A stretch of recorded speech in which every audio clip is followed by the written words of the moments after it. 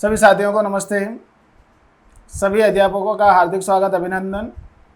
साथियों, पिछली क्लास में हम मनोविज्ञान का अध्ययन कर रहे थे और उसकी जो प्रारंभिक पृष्ठभूमि थी उसके बारे में अध्ययन किया था। और वो पृष्ठभूमि हमने ली थी कि मनोविज्ञान विषय जो है उसकी उत्पत्ति और उसका विकास कहाँ पर हुआ था। अर्थ के बारे में भी चर्चा करी थी और अर्थ के बाद जो महत्वपूर्ण बिंदु बच जाता है वो था परिभाषाएं। परिभाषाएं जो बिंदु ऐसा है कि जैसे नाम लेते हैं थोड़ा सा क्लिष्टता की ओर जाना पड़ता है और लगता है कि यार इतनी सारगर्भित बातें कैसे याद करेंगे।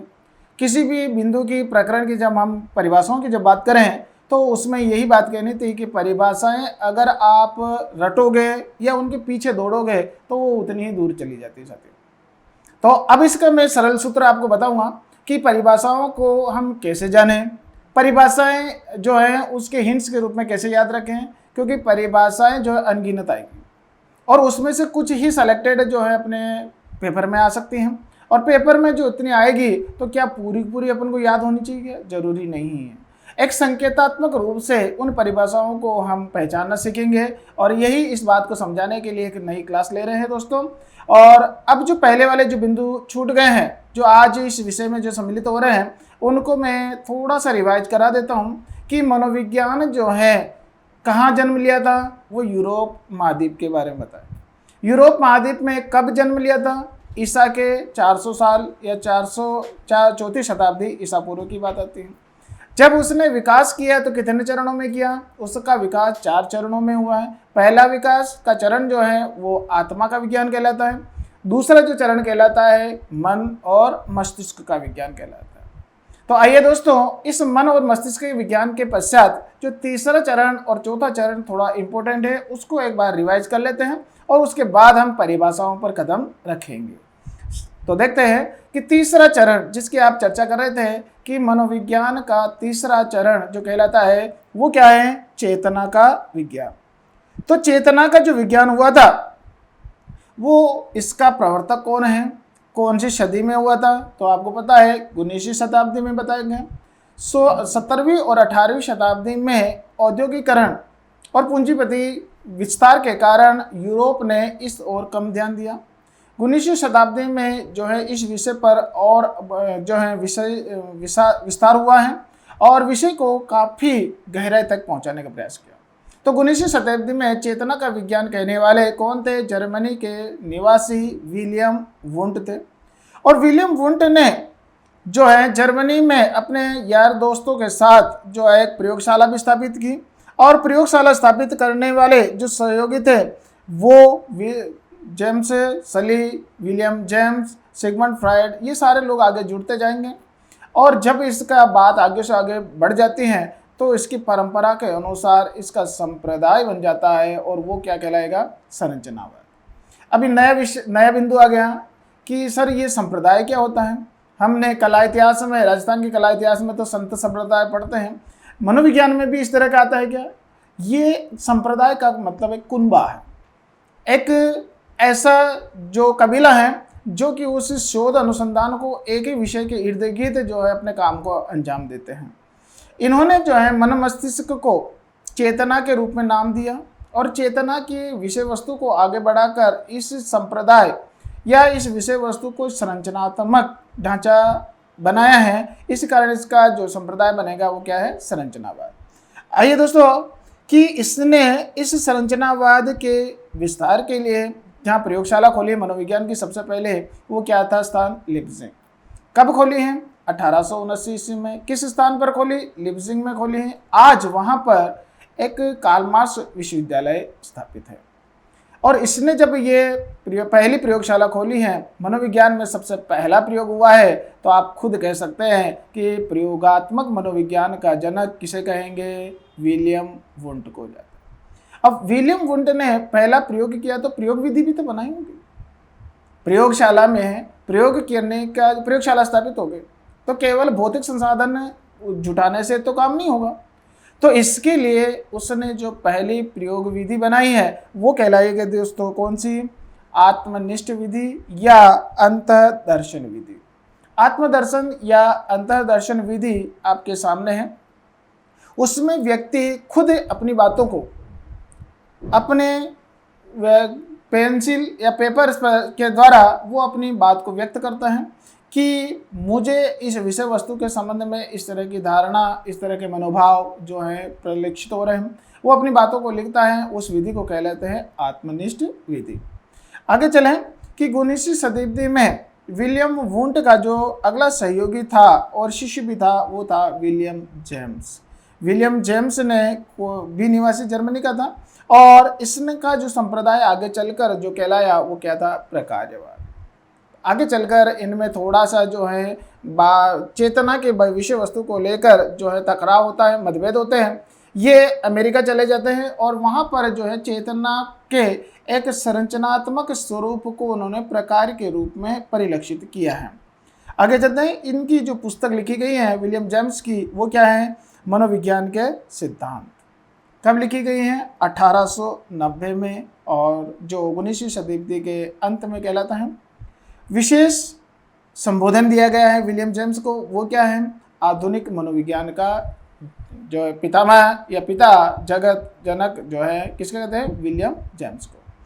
आगे आता है दूसरा जो इनका सहयोगी बनता है वो क्या है, टीचनर। एडवर्ड ब्रैडफोर्ड टीचनर, जिसे हम टीचनर के नाम से जानते हैं, ये भी विलियम वुंट का सहयोगी था। इन्होंने जो है इस काम को आगे बढ़ाने के लिए विशेष रूप से जो योगदान दिया है उनके बारे में 2-3 बातें आती हैं। पहले क्या है कि वुंट की प्रयोगशाला का ये क्या था, सहयोगी था। जेम्स भी था, लेकिन प्रयोगशाला का जो मूल रूप से कार्य देखने वाला कौन था, टीचनर था। एक दूसरा है, इसने जो है चेतना के बारे में क्या बात बताई है कि चेतना क्या है, अनुभूति। चेतना की जो अनुभूति होती है वो तात्कालिक अनुभूति मानी जाती है। जैसे अभी आप गर्मी का मौसम है, सूर्य की तपन में आप चले जाते हैं और तात्कालिक जो अनुभूतियाँ होती हैं, लू लगना, गर्मी जो है का एहसास होना, तो तात्कालिक अनुभूति जो करते हैं वो क्या कहलाएगी, वही चेतना है। एक और बात, चेतना में इन्होंने 4 बातें सम्मिलित करी कि चेतना केवल ये नहीं कि हम अनुभूति कर रहे हैं और चेतन आ जाता है। उन्होंने कहा है कि 4 बातें हैं, उनमें से 2 बातें तो हृदय की हैं और 2 बातें मस्तिष्क की हैं। इसका मतलब है कि हमारी इंद्रियों के साथ मस्तिष्क और हृदय भी काम करता है, और हृदय और मस्तिष्क जो क्रियाशील रहता है वो गतिशील होता है, तो चेतनात्मक स्वरूप कहलाता है। तो चेतना में इन्होंने कितने पार्ट बताए, 4। पहला कौन सा बताए साथियों, संवेदना, हृदय का पार्ट है। दूसरा कल्पना, ये बुद्धि का पार्ट है, इंटेलिजेंसी का पार्ट है। प्रतिमा, जो एक साकार रूप बनती है, काल्पनिक प्रतिमा बनती है, वो इंटेलिजेंसी बुद्धि का स्वरूप है। और ये भावात्मक जो स्वरूप विकसित होते हैं वो किसके हैं दोस्तों, हृदय के भाग। तो इसका मतलब है कि ये 2 संवेदना और भाव ये हृदय के भाग हैं, और प्रतिमा और कल्पना जो बनती हैं ये दोनों क्रियाशील रहती हैं, तो ये कौन सा भाग कहलाएगा, चेतनात्मक अनुभूति। आगे चलते हैं दोस्तों कि इस टीचनर ने और क्या योगदान दिया है, उस योगदान के बारे में देखते हैं। चौथा योगदान वो है कि चेतना को उन्होंने पूरे अमेरिका में जाकर विस्तारित करने का काम विलियम जेम्स और टीचनर ने किया है। इसी प्रकार आगे चलते हैं कि सबसे महत्वपूर्ण जो है चेतना के विज्ञान को विश्वविख्यात करने वाले जो इस कुनबे के सहयोगी हैं वो है सिगमंड फ्रायड। सिगमंड फ्रायड जो है, जैसे ही आपने ट्रेनिंग, अध्यापक की ट्रेनिंग शुरू की होगी और फ्रायड का नाम बहुत प्रचलित हुआ, और इनका जो सिद्धांत है वो कौन कहलाता है, मनोविश्लेषणवाद। अब इनकी मनोविश्लेषणवाद की जो प्रवृत्ति है क्या है वो मैं आपको बताता हूँ, क्योंकि आपको ज्ञात है कि दूसरा चरण जो था वो क्या था, मन और मस्तिष्क का विज्ञान था। मन और मस्तिष्क के विज्ञान पेम्पोलोजी ने, जो इटली के निवासी थे, उन्होंने बताया था। तो इसका मतलब है कि जो नए लोग आएंगे वो किस पर अनुसंधान करेंगे, जो पहले प्रवर्तित जो विषय है मन, उसी पर व्याख्या करेंगे, विश्लेषण करेंगे। तो फ्रायड ने भी जो है पहले का जो नाम प्रचलित है मन, उसी को व्याख्या किया, विश्लेषण किया, उसकी परतें खोली। तो परतें खोलने के कारण जो मन का विश्लेषण हुआ, उस सिद्धांत का नाम ही क्या हो गया, मनोविश्लेषणवाद। तो मनोविश्लेषणवाद का जनक कौन है? Sigmund Freud. कहाँ के निवासी थे? ये भी जर्मनी के पास वियना ऑस्ट्रिया के निवासी थे। अब वियना ऑस्ट्रिया ये लगभग पास में ही पड़ते हैं। अब संप्रदाय जो इनका कहलाता है या इनका सिद्धांत जो कहलाएगा वो क्या है? मनोविश्लेषणवाद। मन का विश्लेषण किया तो कितने भाग बताए हैं? आपको सर्वविदित है, 3 भाग हैं। पहला चेतन मन, जो कि अगर भाग के अनुसार देखें तो 1/10 और प्रतिशत के हिसाब से देखें तो इसका भाग होता है 10%। दूसरा भाग जो होता है अचेतन मन, जिसका भाग देखें तो 9/10 और प्रतिशत में देखें तो 90%। इसी प्रकार जो है अर्धचेतन का जब बात आती है कि अर्धचेतन की स्थिति कभी चेतन से जुड़ जाता है और कभी अचेतन से जुड़ता है। जैसे अचेतन की अनुभूति या कोई नॉलेज जो हमें या इच्छा जो हमने अचेतन में रखी हुई है वो हम चेतन में लाना चाह रहे हैं और थोड़ा सा याददाश्त धुंधली हो जाती हैं, जो जबान पर चेतन में आने में थोड़ा सा विलंब लगाते हैं और आदमी का व्यवहार उस समय हो जाता है, थोड़ा अटकता है, दिमाग पर जोर लगाता है, तो उस स्थिति को हम अर्धचेतन की स्थिति कहते हैं। तो इसकी तात्कालिक स्थिति को आधार पर बहुत अल्प समय के लिए होता है, इसलिए इसका प्रतिशत और इसका भाग सम्मिलित नहीं किया गया। आगे और विस्तार से इसकी चर्चा करेंगे साथियों। आगे चले हैं कि सिगमंड फ्राइड के बारे में विशेष रूप से उल्लेखनीय योगदान क्या है कि इन्होंने मन की व्याख्या के रूप में जो है मन की जो वैज्ञानिक स्वरूप चेतना के रूप में विख्यात किया है और आगे बढ़ाया है। अन्य सहयोगी किसके? चेतना के विज्ञान के। अन्य सहयोगी में कौन कौन आता है? जॉन लॉक, दूसरा डेविड ह्यूम, तीसरा निकोलस टेंटस और जेम्स सली। ये सारे लोग जो हैं चेतना के समर्थक हैं। वाइगोट्स्की, ये सारे लोग जो हैं ये चेतना के समर्थक हैं। अब मैं बात आती है कि कुछ लोग जब इस चेतना के बारे में और आगे विषय को बढ़ा रहे थे, अनुसंधान कर रहे थे और आगे से आगे बड़े कदम मिला रहे थे, तो एक विद्वान हुआ है जो मनोवैज्ञानिक हुआ है मैकडूगल।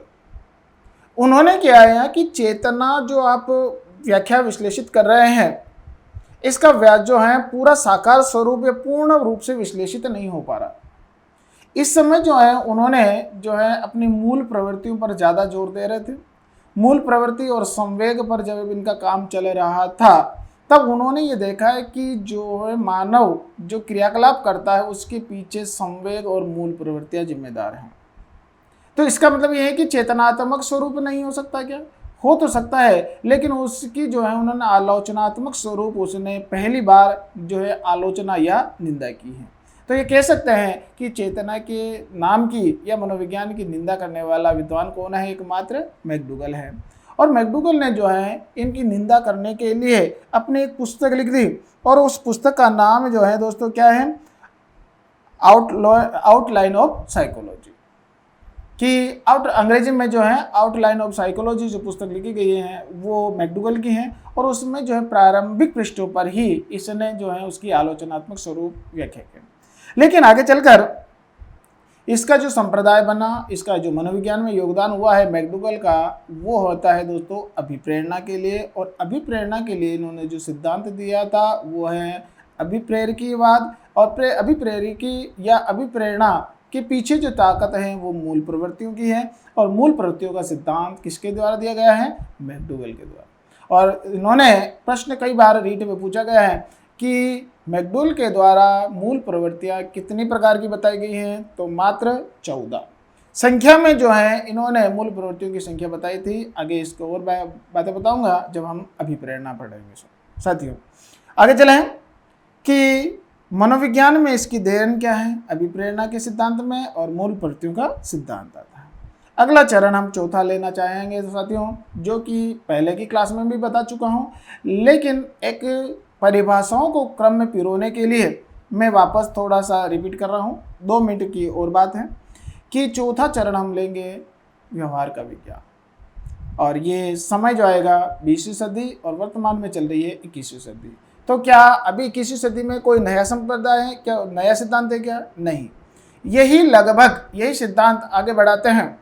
तो 20वीं और 21वीं सदी में जो 20वीं सदी में प्रारंभ होता है व्यवहार का विज्ञान।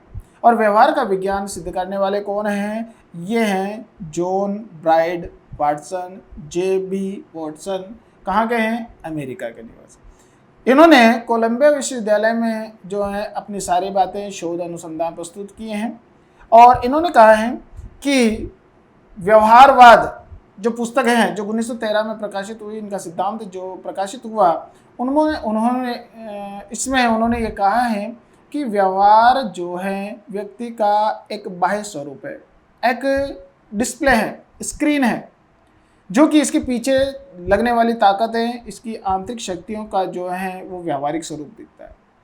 अगर हम व्यवहार का वैज्ञानिक ढंग से अध्ययन कर लें तो उसके मन, मस्तिष्क, हृदय और उसके पीछे जो अंतःकरण में चलने वाले जितनी भी बातें हैं हम वो जान सकते हैं।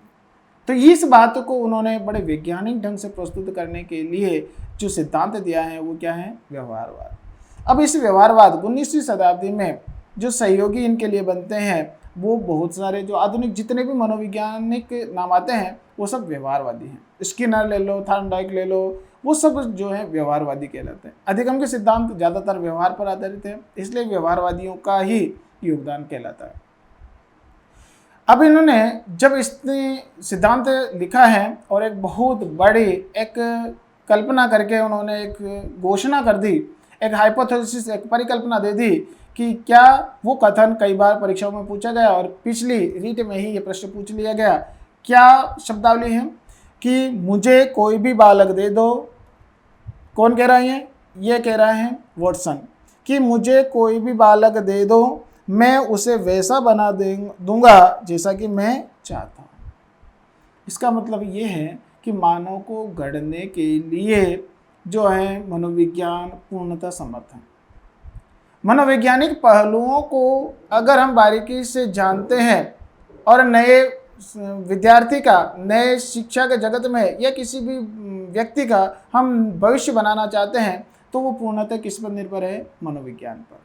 तो इसका मतलब है कि जिस बालक को जैसे भी बनाना चाहें हम मनोवैज्ञानिक परिस्थितियों से गुजारेंगे वो वैसा ही बन जाता है और ये सत्य है साथियों। तो इस प्रकार का जो कोटेशन है, कथन है, वो किसने दिया है साथियों? ये दिया है वाटसन ने। आगे चलकर इस परिभाषा में भी हम सम्मिलित करेंगे इस बात को। अन्य व्यवहारवादी जो मनोवैज्ञानिक आते हैं, Pavlov, McDougall, Skinner, Terman, Thorndike, जड़, ये आदि जो विद्वान हैं ये सब व्यवहारवाद के जनक हैं। आगे चलें तो 21वीं सदी में आपको पता है कि इस समय व्यवहार और अनुभूति का विज्ञान माना जा रहा है। ये सारी बात मैं थोड़ा पहली वाली क्लास में भी बता चुका था। अब मैं नई क्लास को जोड़ रहा हूँ और इस कड़ी को जोड़ने के लिए इसलिए रिपीट किया गया है क्योंकि ये 19वीं सदी और 20वीं सदी के जितने भी विद्वान हैं उन्हीं पर पूरा मनोविज्ञान आधारित है। यही ऐसे विद्वान हैं जिनके सारी एक एक परतें आपको उधेड़नी है, उनका मनोविज्ञान में योगदान पड़ना है, इस कारण थोड़ा सा रिपीट किया गया है। आगे हम परिभाषा का दौर ले रहे हैं क्योंकि परिभाषाएं अब किस प्रकार से आपको समझनी है और पढ़नी है। अच्छा ये बताओ कि जो विकास हुआ है मनोविज्ञान का कितने चरणों में हुआ? 4 चरणों में। चौथा चरण लास्ट वाला जो अभी चल रहा है वो कौन सा है? व्यवहार का विज्ञान है। व्यवहार का विज्ञान सिद्ध करने वाले विद्वान कौन थे? वहीं से हम परिभाषा की बात शुरू करते हैं। देखो, विद्वान का संकेत और परिभाषा का संकेत दोनों हमें याद रखना है। बस उतने से भर में अपनी परिभाषा याद हो जाएगी। कैसे? तो देखते हैं कि सबसे पहले जो हम वाटसन को ले रहे हैं और वाटसन का वो कथन यह बताओ कौन सा है जो पिछली स्लाइड में अपन देख चुके थे और पिछले पेपर में भी आया था कि मुझे कोई भी बालक दे दो, मैं उसे वैसा बना दूंगा जैसा कि मैं चाहता हूँ। देखते हैं उसी बात पर उन्होंने अपनी परिभाषा किस रूप में गढ़ी है, क्योंकि परिभाषा में हमेशा याद रखना है साथियों कि जिस प्रकरण की, जिस बिंदु की परिभाषा आ रही है वो नाम पहले आएगा। बहुत कम ऐसी परिभाषा हैं जो कि उस प्रकरण का नाम एंड में आता है। इसका मतलब है कि 90% परिभाषाओं में नाम जिसकी हम परिभाषा ले रहे हैं वो नाम पहले आएगा और बहुत कम ऐसे आएंगे जिसमें कि उसका परिभाषा में नाम बाद में आएगा। अब है कि हम परिभाषा ले रहे हैं किसकी? मनोविज्ञान की। तो सबसे पहले जो है परिभाषा में शब्द ही कौन सा आएगा? मनोविज्ञान शब्द आएगा और वो क्या है? मनोविज्ञान। अब जो है क्या नाम वाटसन महोदय क्या कह रहे हैं, मनोविज्ञान व्यवहार का विज्ञान है। अच्छा बताओ, जो है वाटसन ने इस सिद्धांत का नाम क्या दिया, व्यवहारवाद। इसका मतलब ये है कि ये जो विज्ञान होगा वो भी किसका होगा, व्यवहार का ही विज्ञान होगा।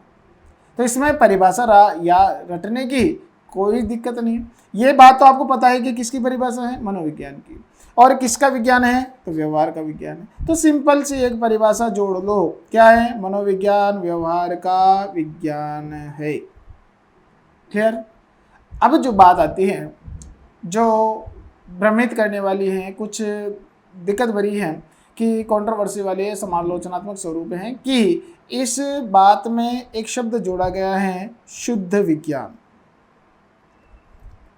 ये परिभाषा क्या वाटसन के द्वारा दी गई है या किसी अन्य विद्वान के द्वारा, कि इसी शब्दावली में जो एक नया शब्द जुड़ जाएगा, क्या, मनोविज्ञान व्यवहार का शुद्ध विज्ञान है। इसका मतलब शब्द यहाँ पर केवल क्या जुड़ा है, शुद्ध, और परिभाषा बदल जाती है।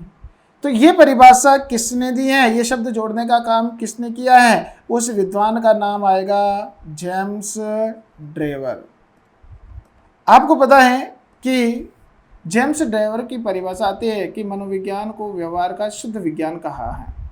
इतनी सी बात अधूरी है, ये पूरी परिभाषा नहीं है। पूरी परिभाषा क्या है वो आपके समक्ष रखने जा रहा हूँ कि जेम्स ड्रेवर ने इस वाटसन की परिभाषा को काफ़ी आगे बढ़ाते हुए किस रूप में परिभाषित दिया है वो देखिए।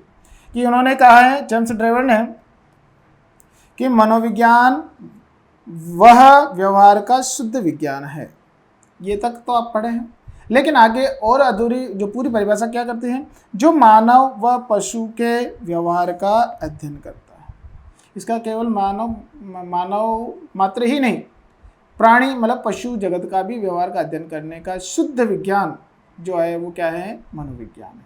इसका मतलब है कि मनोविज्ञान में हम जो है मनुष्य के साथ अन्य जीवों का भी व्यवहार का अध्ययन करते हैं।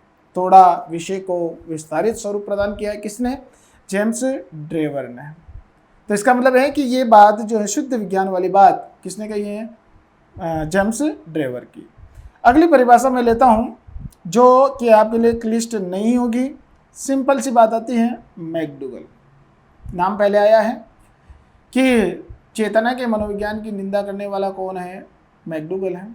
तो अपनी परिभाषा क्या दी उसने, तो उन्होंने जो है व्यवहारवादी था, और व्यवहारवादी होने के कारण जो व्यवहार की बात जोड़कर ही अपनी परिभाषा कहेगा। तो उसने जो है नया शब्द क्या दिया है कि पहले जो चली आ रही परिभाषा है उसका नया नाम क्या है। तो ये बात क्लियर है कि मनोविज्ञान, अब इसमें शब्द जोड़ दिया आचरण। पहले ले आचरण, बाद में तो व्यवहार है ही। व्यवहार का क्या, विधायक सकारात्मक विज्ञान जो है किसने कहा है, मैकडूगल ने। पुनः मनोविज्ञान आचरण व व्यवहार का विधायक विज्ञान है, ये किसने कहा है, मैकडूगल के द्वारा कही गई। तो अभी तक अपन कितनी परिभाषा देख चुके साथियों, एक वाटसन की, दूसरी जेम्स ड्रेवर की, और तीसरी मैकडूगल की। अच्छा, चौथी परिभाषा में लेके आ रहा हूँ वो है मनोविज्ञान के विकास से। और मनोविज्ञान का विकास आपको याद है कितने चरणों में हुआ था, 4 चरणों में। 4 चरणों में हुआ। तो पहला नाम आत्मा का विज्ञान, दूसरा मन मस्तिष्क का, तीसरा चेतना का, चौथा व्यवहार का।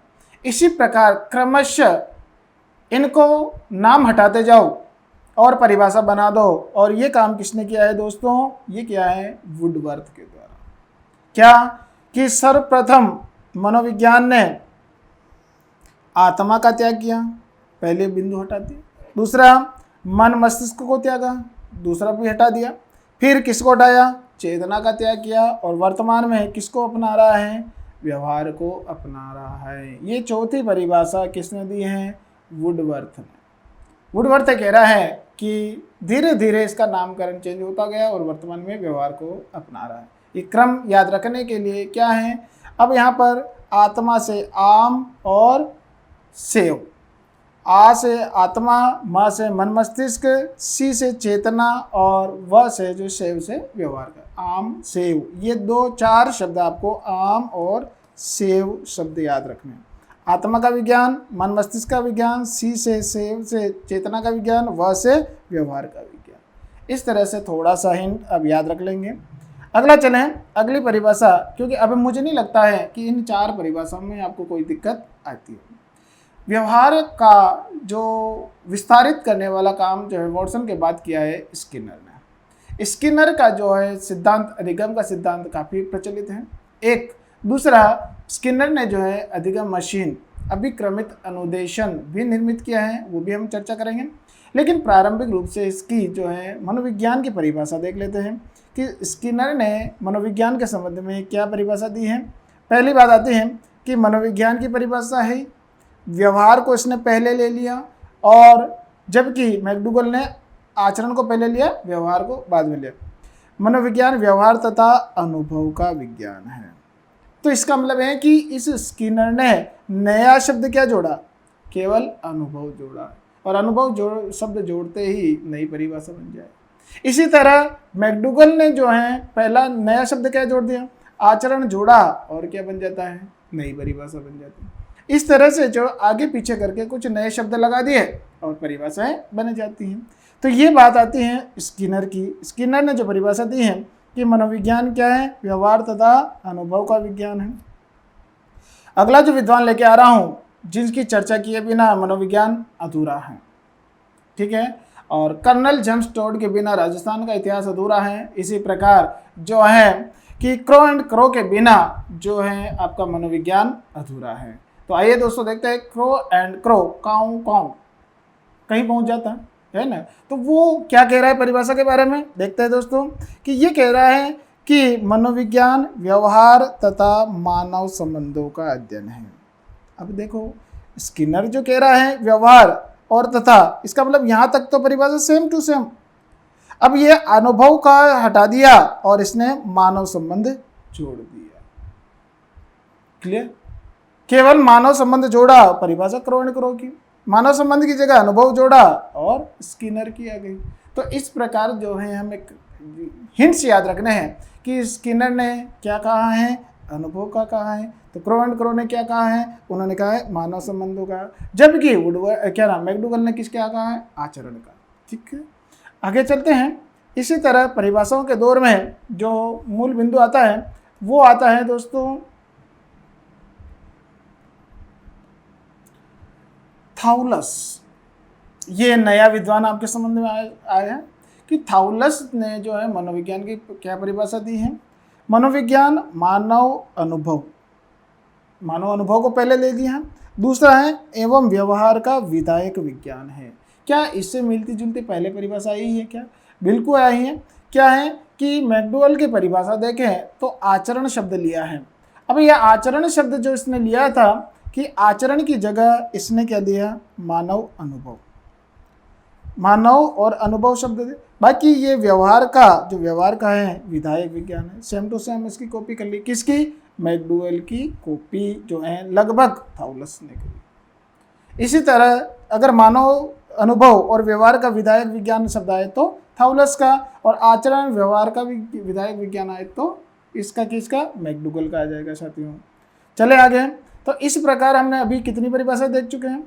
हमने परिभाषा देखी, एक वॉटसन की, दूसरी जेम्स ड्रेवर की, तीसरी मैकडूगल की, चौथी वुडवर्थ की, पांचवी स्किनर की, छठवीं क्रो एंड क्रो की, और सातवीं थाउलस की परिभाषाएं देखी। आगे चलें। इन 7 परिभाषाओं के अलावा भी और परिभाषा हैं जो आपके लिए सरल बना दी गई है। वो है पहली, अगली जो है 8वीं कोलसैनिक की परिभाषा। कोलसैनिक का नाम आएगा आगे दोस्तों, क्योंकि हमने शिक्षण और हमारे मेथोडोलॉजी या पेडागोजी के संबंध में इनके नाम खूब आएंगे। कोलसैनिक की भी परिभाषाएं काफ़ी आती हैं। उसने क्या किया है कि मनोविज्ञान मानव व्यवहार का विज्ञान है। अब ये शब्द वापस सुना सुना सा लग रहा है कि ये परिभाषा किसने दी है, कि परिभाषा किसकी है, मनोविज्ञान की है। व्यवहार का विज्ञान किसने कहा है, वॉटसन ने कहा है। अब इसमें जो है शब्द क्या जोड़ दिया, केवल इसने मानव। अब इससे पहले ही जो है मानव व्यवहार का जो है किसने शब्द जोड़ा था, थाउलस ने। और ये शब्द जो है व्यवहार का विज्ञान है ये कह दिया तो कोलसैनिक हो गया। इसके बीच में मानव को हटाकर व्यवहार का शुद्ध शब्द जोड़ दिया तो क्या बन गया, जेम्स ट्रेवर बन गया। और इन दोनों को हटा दो, शुद्ध हटा दो, मानव हटा दो, तो कौन हो गया, वाटसन हो गया। तो इस प्रकार जो है इनके साथ में छोटी सी शब्दावलियाँ जुड़ती है और परिभाषा चेंज हो जाती है। अगला जो परिभाषा लेंगे वो कौन से है, पिल्सबरी। अब आपको ये नहीं कि सर इतनी परिभाषा हम कैसे याद रखेंगे, हिंट याद रखना है और एक ही बार में सारी परिभाषाएं याद नहीं हो जाती, हिंट से याद नहीं हो जाता है। केवल वो संकेत याद होने चाहिए जो कि पहली बार में दिमाग में घुसते हैं, वो बार बार उस संकेतों को रिपीट करना है और आपको परिभाषाएं कंप्लीट याद हो जाएगी। तो अगली मैं परिभाषा लेने जा रहा हूँ, वो किसकी है, पिल्सबरी की। पिल्सबरी की परिभाषा क्या दी है इसने कहा है मनोविज्ञान की परिभाषा किसके, मानव व्यवहार के रूप में दी जा सकती है।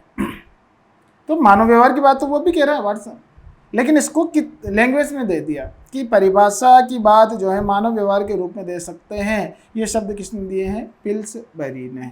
जो हम बात कह रहे हैं मौखिक रूप से उसको लिख दिया है। इस तरह की मौखिक भाषा जो स्वरूप दिया है पिल्सबरी के द्वारा। अगला आता है गैरिसन। गैरिसन क्या कह रहा है कि देखो मनोविज्ञान की परिभाषा है, तो मनोविज्ञान का संबंध किससे है, प्रत्यक्ष मानव व्यवहार से है। प्रत्यक्ष मानव व्यवहार का मतलब कि प्रत्यक्ष मानव नहीं, प्रत्यक्ष मानवीय व्यवहार। जो मानव जो है वो प्रत्यक्ष रूप से जो व्यवहार कर रहा है, दिखाई दे रहा है, वही क्या है, मनोविज्ञान। अब मैं इस बात को स्पष्ट यहाँ करना चाह रहा हूँ, प्रत्यक्ष मानवीय व्यवहार और मानव व्यवहार में क्या फ़र्क है, ठीक है। अब ये शब्द प्रत्यक्ष रूप से जोड़ा गया तो क्या है कि मनुष्य जो है ये आपके सामने खड़ा है और आप इसको देख रहे हो कि ये किस रूप में बात कहना चाह रहा है, क्या ये काम कर रहा है, इसको आप देख रहे हैं। ये अपने घर से लड़ झगड़ के आया है या ये मन में अंदर से दुखी है, लेकिन आपके सामने ये मुस्कुरा रहा है और ये आपको जो हाय हेलो कर रहा है, बहुत अच्छी बात बता रहे हैं। तो ये जो अभी जो व्यवहार कर रहा है ये व्यवहार क्या कहलाएगा, प्रत्यक्ष व्यवहार। इसका मतलब इसके पीछे जो दुख वाले जो स्वरूप है वो आपको नहीं पता, उसका स्वरूप जो हम जानने के लिए वो कौन से में, अचेतन में जाना पड़ेगा। और अभी जो प्रत्यक्ष व्यवहार हो रहा है वो किससे हो रहा है, चेतन मन से हो रहा है। इसका मतलब यह है कि ये कह रहा है गैरिसन कि जो मानव का प्रत्यक्ष व्यवहार है वही, ये वाला जो चेतन वाला जो व्यवहार है वही क्या है, मनोविज्ञान है। हालांकि जबकि क्या होता है, अचेतन का प्रभाव चेतन पर पड़ता है और चेतन जो दिखाई देता है वही व्यवहार कहलाता है। तो इस प्रकार जो है काफ़ी गहराई से आगे अपन अध्ययन करेंगे इसके संबंध में, लेकिन हम याद रखेंगे मानव, प्रत्यक्ष मानव का व्यवहार किसके द्वारा, गैरिसन के द्वारा दिया गया। आगे चलें, अगली परिभाषा है, छोटा सा इंसान है मन, ठीक है ना। और मन की बात कैसे कहता है परिभाषा के रूप में, वो देखते हैं दोस्तों कि आधुनिक मनोविज्ञान का संबंध व्यवहार की मनोवैज्ञानिक खोज से है। किसका, व्यवहार की वैज्ञानिक खोज करते जाना ही क्या कहलाएगा, मनोविज्ञान हो जाएगा। वास्तविकता में सही है कि मनुष्य जो व्यवहार करने जा रहा है उसका हम ये अभी जो मानव है ये मुस्कुरा रहा है, तो मुस्कुराने का वैज्ञानिक कारण क्या है, ये खोजना ही क्या कहलाएगा, मनोविज्ञान कहलाएगा। एकदम परफेक्ट बात जो है किसने कही है, मन ने द्वारा कही है। इसको अच्छे ढंग से कि मनोविज्ञान का संबंध व्यवहार की वैज्ञानिक खोज से है, और अगर इसमें वैज्ञानिक सिद्धांतों को नहीं जानेंगे तो काल्पनिक हो जाएगी, मिथ्या हो जाएगी और कम विश्वास वाली हो जाती है। इसलिए वैज्ञानिक जो है जानकारी प्राप्त करना ही मनोविज्ञान कहलाएगा। मन के बाद जो परिभाषा लेके आ रहे हैं वो है वालिया, भारतीय विद्वान है, और इन्होंने जो है क्या परिभाषा दी है, मनोविज्ञान जो है मानवीय व्यवहार का अध्ययन है। एक ये नया शब्द आया है, अध्ययन करना। किसका अध्ययन करना, मानवीय व्यवहार का, और मानवीय व्यवहार का अध्ययन करना ही क्या कहलाएगा, मनोविज्ञान कहलाएगा।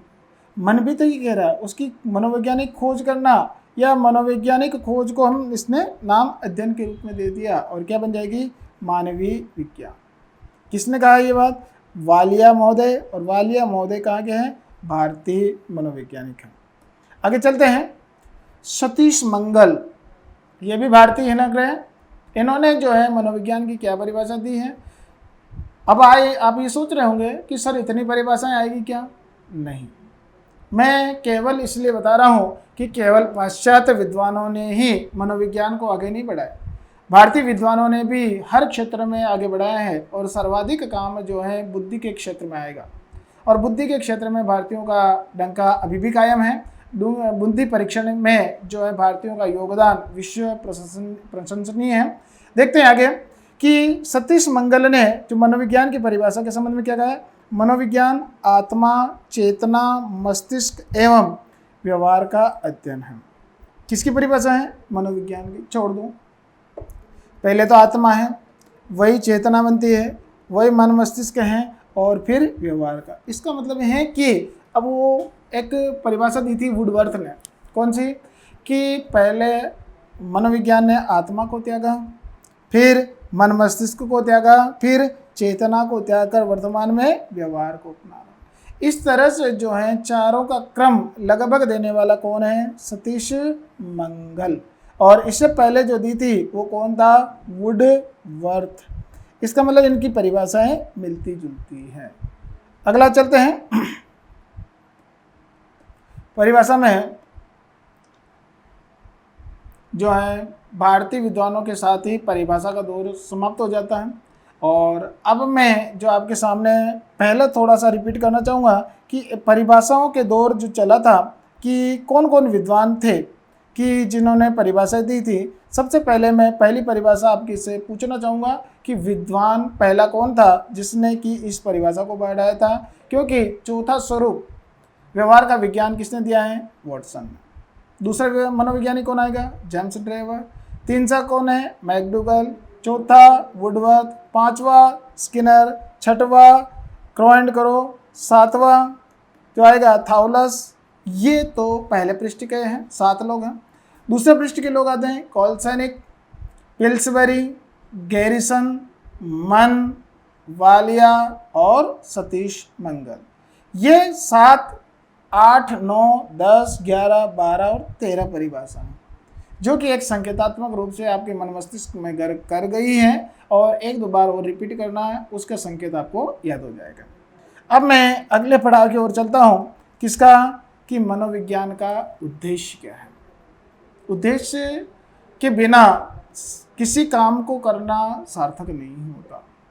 तो उद्देश्य का मतलब है कि मनोविज्ञान के विषय को आप पढ़ रहे हो तो आप में क्या बदलाव आ जाएगा, क्या आपको उसकी फलश्रुति प्राप्त हो जाएगी, यही क्या है? उद्देश्य कहलाता है।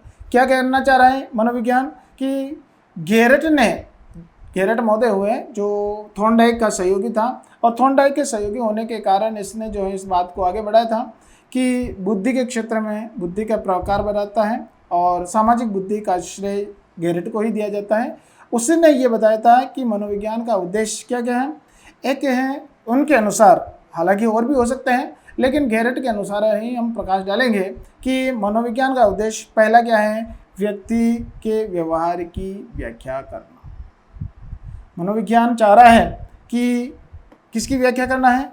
व्यक्ति के व्यवहार की व्याख्या करना, कि व्यक्ति जो व्यवहार कर रहा है, मान लो दुखी है तो क्या कारण है, और मुस्कुरा रहा है तो क्या कारण है, सीटी बजाते हुए गाना गा रहा है तो क्या कारण है, और इस समय के व्यवहार और इस समय के व्यवहार में क्या अंतर है, ये देखना किसका कारण है? काम है मनोविज्ञान। तो उसकी जो वैज्ञानिक व्याख्या करना ये काम है। अगला देखते हैं, दूसरा व्यक्ति के व्यवहार की पूर्व सूचना प्राप्त करना। क्योंकि आपकी फसल क्या है साथियों, अध्यापक बनने के बाद आपके सामने जो बच्चे होंगे, बालक होंगे, उन बालकों के बारे में आप पहले से जानकारी रखना चाहेंगे, क्योंकि मनोविज्ञान ये कहता है कि जो कल आपकी क्लास में बच्चा आ रहा है वो बालक क्या तैयारी करके आ रहा है, क्या उनकी मनस्थिति है, वो किस रूप में आएगा, पहले से आप भाप जाते हैं कि ये बालक आज होमवर्क करके लाया है कि नहीं लाया है, शैतानी किसने करी है। ये एक मनोवैज्ञानिक वातावरण आप आपके मन मस्तिष्क में बना लेते हैं। तो ये मनोवैज्ञानिक कारण क्या है, ये किसकी देन है? मनोविज्ञान की है। क्या कह रहा है वो? कि उस व्यक्ति के, उस बालक के बारे में पूर्व सूचना प्राप्त करा देता है। कौन? मनोविज्ञान। तीसरा है मानव जीवन को सुखमय बनाना। तो साथियों, सुख दुख का जोड़ा है। कभी व्यवहार में हम दुखी हो जाते हैं और कभी व्यवहार इतना आनंददायी हो जाता है कि मज़ा आ जाता है और पूर्व अनुभूतियों को हम संजोना चाहते हैं, बटोरना चाहते हैं और सेल्फियाँ लेते हैं कि क्या मैं उस सीन को याद करते हैं और क्या वो समय था। तो इस तरह की जो बातें हैं कि व्यक्ति के जो उतार चढ़ाव आते हैं, अगर हम अच्छे समय को याद रखें और बुरे समय में जो विकट परिस्थितियां हैं उनसे कैसे निदान पाएं, इनका एक क्रमिक ध्यान जानकारी जो है हमें किससे मिलती है? मनोविज्ञान से मिलती है। और उन बातों से बचने के लिए हम अगर बातें मनोविज्ञान को अमल कर लें तो हमारा जीवन क्या बन जाएगा? सुखमय बन जाएगा। अगला विषय बिंदु जो है, उद्देश्य क्या है? व्यक्ति के व्यवहार एवं वातावरण में क्या करना है? सुधार लाना। आदिम काल से देखें तो अपनी सभ्यता और संस्कृति को मनुष्य सुधारता हुआ आया और फिर बाद में अपने ज्ञान की पराकाष्ठा से उसने अपने सभ्यता और संस्कृति को काफ़ी ऊंचाइयों तक पहुंचाया। तो मनोविज्ञान एक शिष्टाचार है, व्यवहार है, और उस व्यवहार में, शिष्टाचार में क्रमिक सुधार करने का काम कौन करता है? मनोविज्ञान करता है। इस प्रकार हमने जो है 4 बिंदु देखे। कौन कौन से? कि गेरट के अनुसार जो उद्देश्य था, पहला था व्यक्ति के व्यवहार की व्याख्या करना, दूसरा व्यवहार की पूर्व सूचना प्राप्त करना, तीसरा है मानव जीवन को सुखमय बनाना, और चौथा है साथियों कि व्यवहार और वातावरण में सुधार लाना। और भी हैं, लेकिन ये जो मैंने कोट किया है वो विद्वान कौन सा है? गेरट के अनुसार।